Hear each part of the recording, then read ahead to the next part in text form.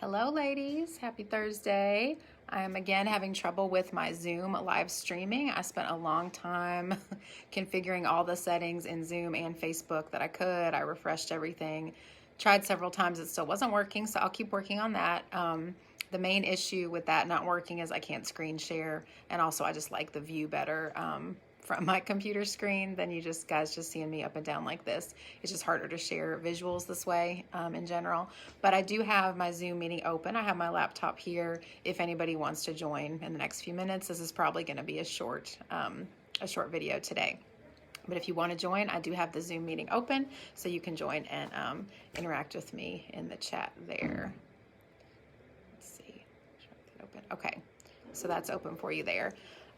Today's topic, I wanted to talk about this concept of listening to our body, and this is something that I've been working on a lot. And we talk about this, of course, from session 1, right? When we talk about the scribble drawings, we do the body scan. I direct you at other times to refer back to that activity and to do the body scan again. We want to be in touch with our bodies. So I was just gonna share a little bit about how I've experienced that this week. Just to go giving it some other examples of that. Okay. So, you all might have seen, I shared a social media post yesterday about this. And the way I started it was, I said, you deserve to take up space. And that's a phrase that occurred to me as I was sharing with someone else about an experience that I had this week. And just in processing my thoughts about that and texting them, I ended it with, I deserve to take up space. So I've really been thinking about that this week, and I'll share first the story that I shared in that social media post, and then kind of tell you what triggered that for me this week. And I created this, or started this large artwork behind me, which on my phone you can't really see that well. I might stand up in a minute so you can see the proportion of that. Those big curved lines I made by stretching my arms out. So I was taking up space. So I'll get to that in a minute. So the story I shared on my social media post was thinking back to how, like, over the whole course of my life, I have really felt very inhibited in my body. I'm very introverted, don't feel comfortable being very expressive and open in my physical movements. And I know we're not all like that, but that can be a symptom of trauma, of childhood trauma, or just, and when I say trauma, I don't necessarily mean, the types of trauma we would typically think of, like overt abuse. It could be emotional abuse and just a feeling that you're not enough, that you don't deserve to take up space because of just messages you've gotten from parents or from others. I got that message throughout my childhood from most people in my life, because I was very shy. I was painfully shy, introverted, and people would, I've shared this at another time, that people would often forget I was there, even through into my 20s. If I was sitting quietly in a group of people, coworkers or friends or acquaintances, they would sometimes say, oh, Jennifer, I forgot you were there. You were so quiet. Or when you don't talk or smile often, people will say, why don't you smile? Why don't you smile, Jennifer? And that's really because they're uncomfortable with the fact that I'm just being quiet and observing, right?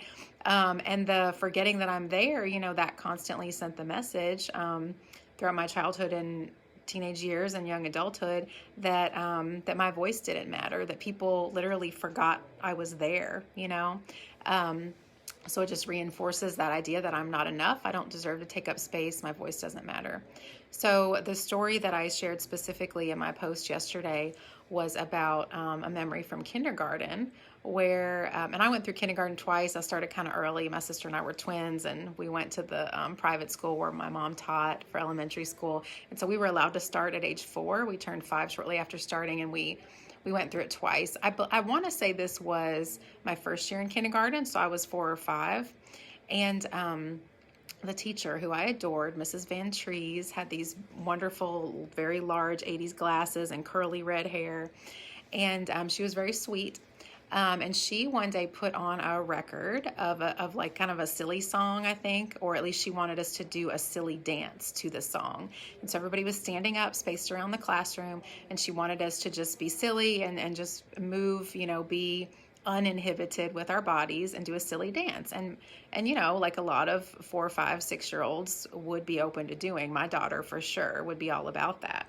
And And I felt really uncomfortable with that, but I thought, okay, I'm going to try. And so I tucked my little hands into the pockets of my jeans. I always liked things very neat and tidy. I had my pants pulled up kind of high and my shirt tucked in, and the bottom of my jeans were cuffed really high.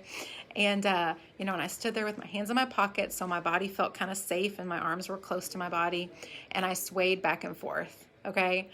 And this felt monumental for me. I thought, okay, I'm dancing a little bit. I'm participating even though it's uncomfortable. And I felt proud of myself for doing that. I, to this day, do not have any rhythm. Like, I feel uncomfortable. Like, I can't really clap to a song. But now I will sort of move my body a little bit and tap my foot. I feel comfortable doing that. At that time, I was barely a human, right? I was like 4 or 5.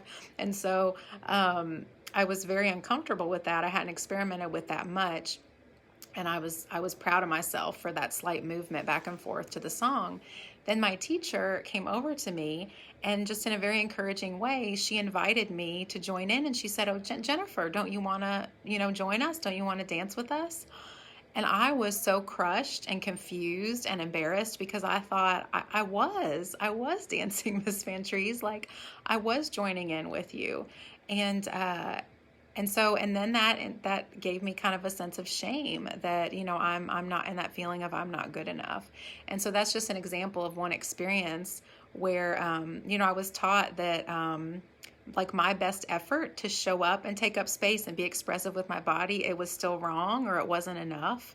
And, and to this day I feel, and through, of course, the abuse from the narcissist that I was married to, I feel I've gotten this message that I have to be small, that I can't take up space. And when I say take up space, I mean more so than physically. I mean in other ways, right? Like, we were not allowed to, to voice our opinions often, or our opinions didn't matter, or our interests didn't matter, or, time we wanted to take to ourselves, we couldn't have that because he needed time to himself, or whatever, our preferences and our interests didn't matter as much as the narcissists. And so when I say take up space, I mean that in a metaphorical sense as well. But because we are embodied people, humans are embodied, we take up space in a body that is, of course, very integrated with our emotions and our thoughts. We all know this, right? When we choose to take up physical space with our bodies, that also helps with our emotions and our thoughts. It helps with the mental piece of it, okay?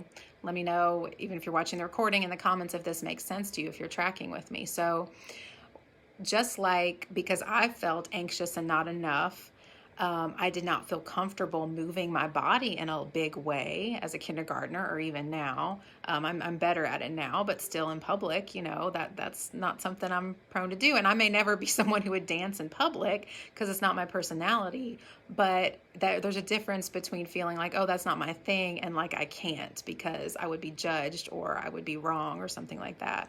So, when we choose to make our bodies big, to take up space, that does something for us emotionally, right? If you've ever done yoga or danced or anything like that, that encourages you to be in your body and not disassociated. Like, so many of us tend to disassociate from our body, from our physical state, and we're just in our minds and we're separated. Even that feeling of, kind of floating outside your body, like you're just watching things happen, like in a movie. I've had that feeling often, tend to be in my head a lot. And so anything to get grounded in our body, that affects us emotionally in a positive way. So my challenge for you is to take up space. So think about how you can incorporate that into your art tasks in the redefined process. You could do, again, we can always revisit the tasks previously, especially session 1, that scribble drawing. That's what, those of you who are finished through session 8, I'm encouraging you to kind of go back and revisit that, right? Because that's the foundation, to be able to do just a spontaneous drawing to express your feelings. And I want you to be able to get more and more comfortable with that as you progress through the program. And also, after you finish the 8 sessions, I want you to be able to do that, more comfortably on your own to discover kind of your own images and what you want to create, the subjects you want to create in your art moving forward. So we want to practice that. So you can go back to, I mean, that's essentially what I've done here on this paper behind me.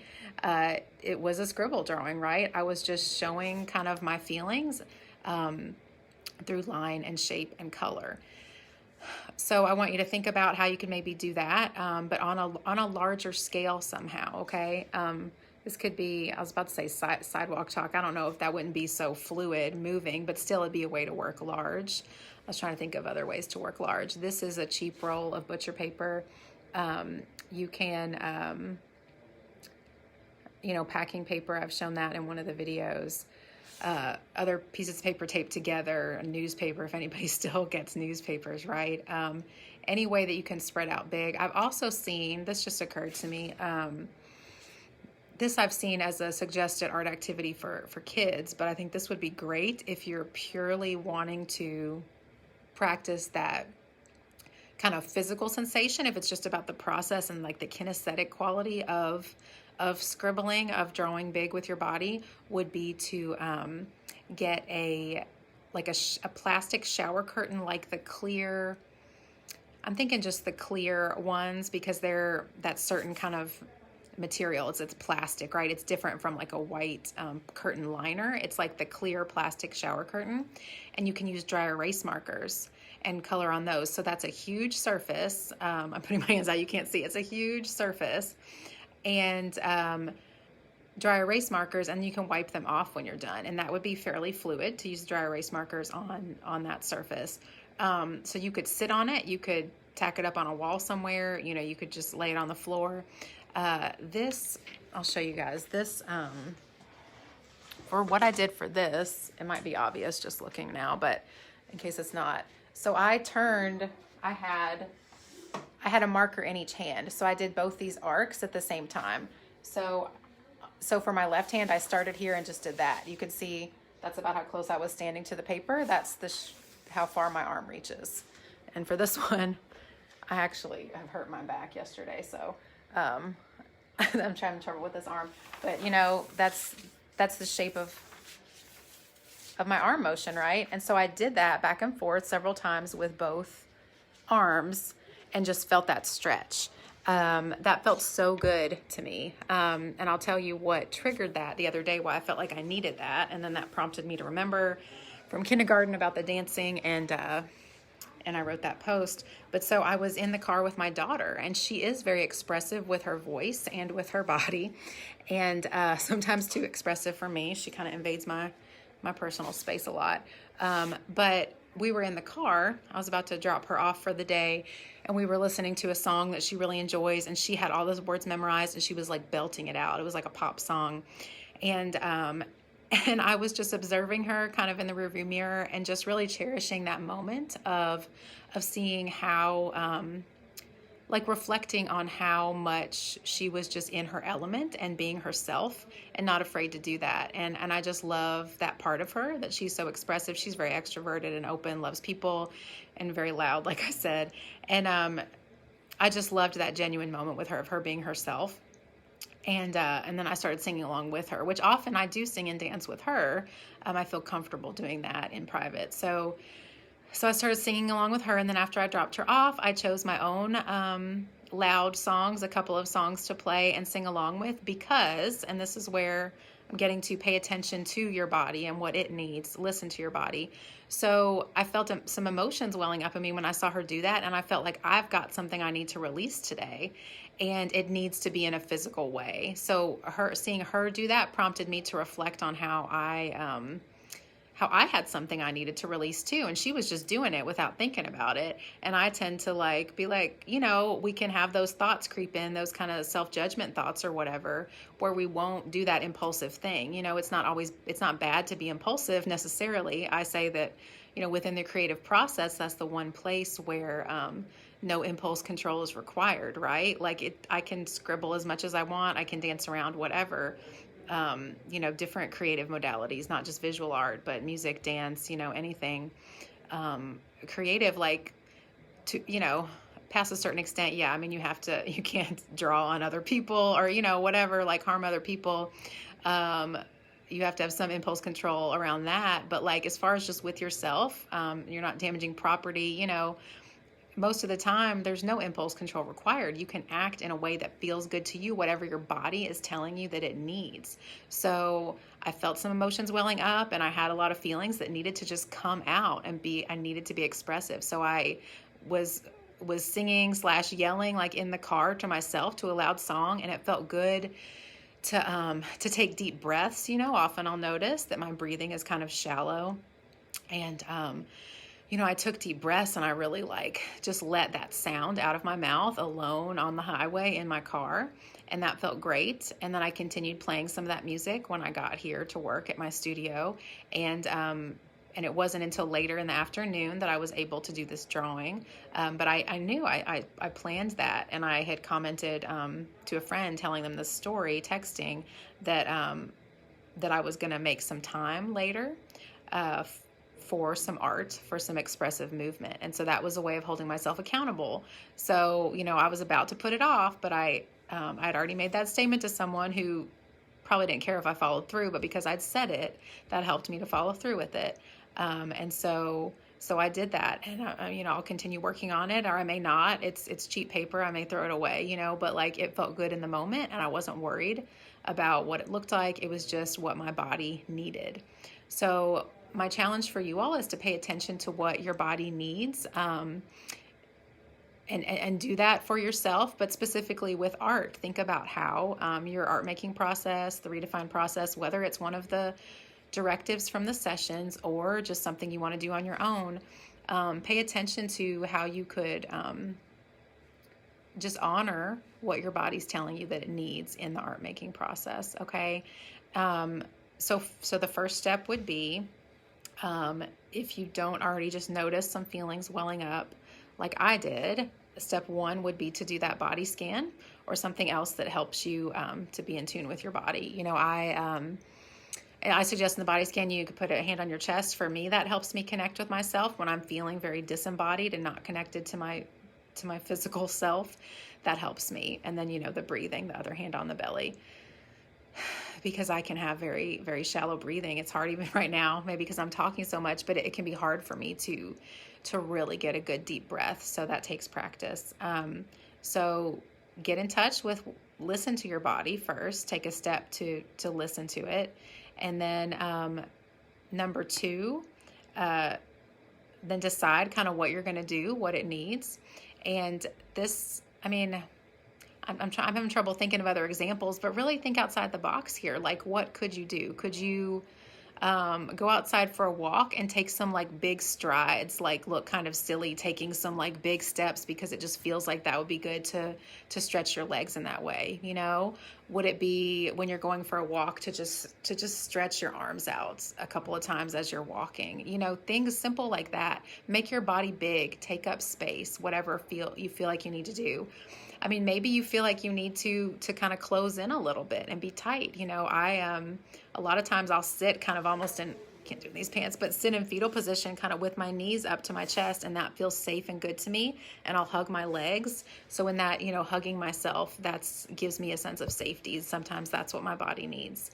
So it may not be big in the sense of stretching out, but I think it could be a big statement, if that makes sense. Something outside of the box you wouldn't normally do. Listen to what your body is saying it needs. So listen, decide on what you're going to do, what makes sense. And it doesn't have to be that day. Well, hopefully that day, because you're responding to how your body feels. So yeah, I'll challenge you to do it that day. I had to wait a few hours before I actually did the art, but I decided what I was going to do in the morning. Decide what you're going to do, and then have somebody hold you accountable. And again, the person that I texted about this, they didn't care if I followed through, but it helped me because I knew I'd told somebody. So I felt like, okay, I'm going to do this because I said I was going to. So of course, the group, please use us. Feel free to make a post, and it could be a 1-sentence short post. And this is how I'm going to listen to my body today. I'm going to go for a walk. I'm going to do some yoga. I'm going to do some stretches. I'm going to curl up in a ball and cry, whatever it is. There's no shame here. There's no judgment. Just listening to what your body needs. And Also a sense of playfulness in this, especially if what your body needs is to be big and expressive like I was, you know. I felt playful when I was doing this drawing and stretching out. Again, I mean, back to that story of me as a kindergartner, that was me not feeling comfortable kind of being a kid and being playful and being expressive. And even if you did feel comfortable like that as a kid, chances are some of that got kind of squelched, just kind of smashed down in your abusive relationship. And we want to bring that out. We want to just explore that and play. And I think in the coming weeks I might talk more about that idea of being playful with the art, and maybe do kind of something more live action. Hopefully I can get the Zoom back live streaming so you can have a bigger screen for that. I can do a demonstration maybe of being more playful with the art. But I want to challenge you all, especially it's spring. For most of us, we experience kind of the spring weather is very different from the fall and winter weather. A lot of people are wanting to be outside and move, you know.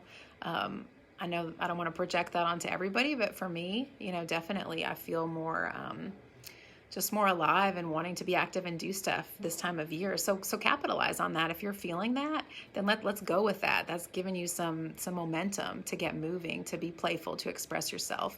So I want you to think outside of the box over this next week, and think about how you could listen to your body and be expressive with your body. So listen to what it needs, choose an activity, whether it's art or something else that you're going to do to let out or express what your body is saying it needs to express, and then find someone to tell that you're going to do that, to hold you accountable to doing it. I would love it if you would use us in the group to do that. Make a post, say you're going to do it. And, you know, even if that doesn't work, that accountability doesn't work, and you don't end up doing it, that's okay too. You can come back and comment and say that. Again, like, this is a lot of trial and error, no judgment. But I would love for you to give that a try, to put yourself out there and say, this is what I'm going to do. You can comment on this video post, or I really encourage you to make a new post, or both. All right. So today's theme, listen to your body, express yourself in the way that your body needs to let out your feelings, let out whatever it wants to say. All right. Have a good week, ladies.